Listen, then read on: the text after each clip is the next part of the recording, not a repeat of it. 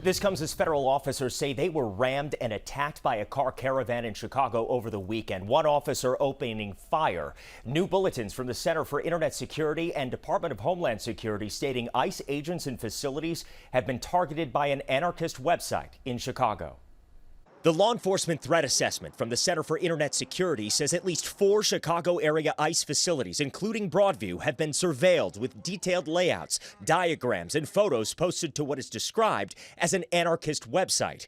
Also found on the website, reviewed by the ABC7i team, photos of ICE agents, including names, faces, and badge numbers. There has been an increase in the attempt to gather information online and publish it even on websites publicly available. A separate Department of Homeland Security Joint Intelligence Bulletin from this month advises ICE facilities and personnel face an increased threat from domestic violent extremists, similar to the 2 shootings at ICE facilities in Texas in September and July. These are law enforcement operations, and these are law enforcement officers that are doing what they were sworn to do. ABC7 police affairs consultant Bill Kushner says the enhanced federal action in Chicago brings enhanced risk to immigration operations. The more people resist this in a violent fashion, the more violence is going to be used to defend the officers. One woman was shot after federal Customs and Border Protection officers patrolling over the weekend say they were boxed in by a car caravan. It is reasonable for them to believe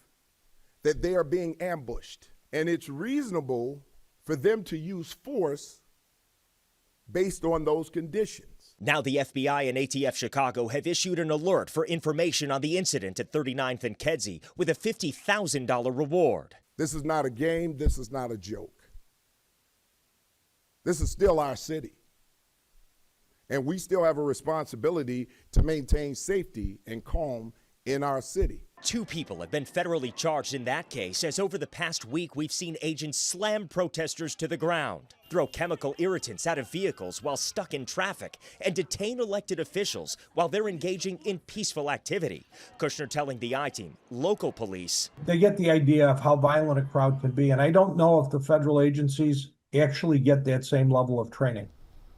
Now, this all comes as ABC7 has just learned an alleged member of a Chicago street gang has been charged in a murder-for-hire plot, soliciting the murder of a high-ranking official involved in Operation Midway Blitz. That's according to the U.S. Attorney's Office. Tensions now rising to a whole new level. Indeed. All right, Mark, thank you.